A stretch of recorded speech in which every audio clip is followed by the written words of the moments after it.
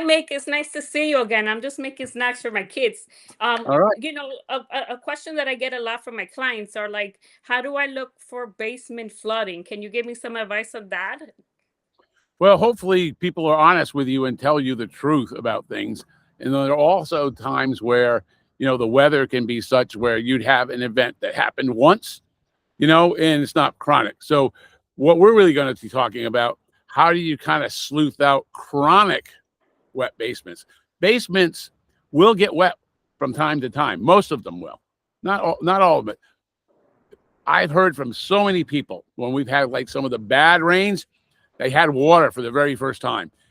That's not what we're talking about here either. So I want to give you context. What we're talking about is somebody say they don't have a problem in the basement when they really do. So how could you kind of sleuth out if you've been lied to or kind of like misled? All right. So I'm going to start with a basement isn't finished. When we go down in a basement, the first thing I do, because I'm very sensitive to mold and moisture, is do I smell anything? The first thing is, what is the air like? And if the air happens to be, how do you say, moist or, kind of full, then they probably got other issues down there. But that could be just in the air. Now, the other thing we look for is sometimes you see what we call efflorescence on the concrete. When water comes through the concrete, it leaches out the lime inside the calcium, inside the concrete, and it leaves a white residue as the water drops out of the floor and the calcium stays behind.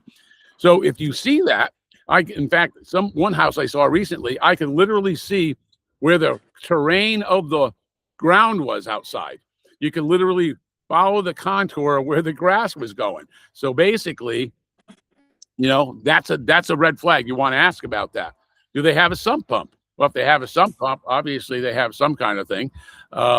So the other thing we look for is cardboard boxes that are stored down there. Are they on the floor? Do you see things that are elevated? Like, do they put things on pallets? Well, there's another giveaway. Why not put them on the floor? If you don't have water in the basement, you can put them on the floor, right?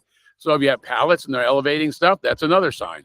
Lastly, sometimes basements are finished and have had water.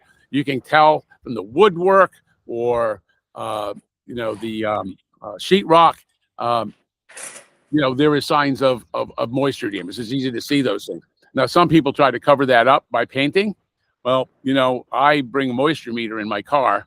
That's, the contact type. So sometimes I will go down if I see, some moisture in any part of the house, like a previous water damage that somebody said they've corrected. I'll put my moisture meter up on there to see if it's, see where it registers. Because if there's moisture in it, it isn't corrected, right? Because it's how we check on firewood, how much moisture is left in wood to burn.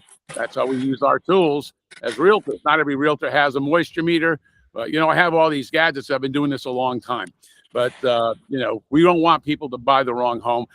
I know they can get it inspected, but why try to get into a house you already got problems with if you feel bad about it? So I hope that answers your question. Well, thank you so much for talking to me while I'm making my kids snacks. Have a good day. Take care, Ida.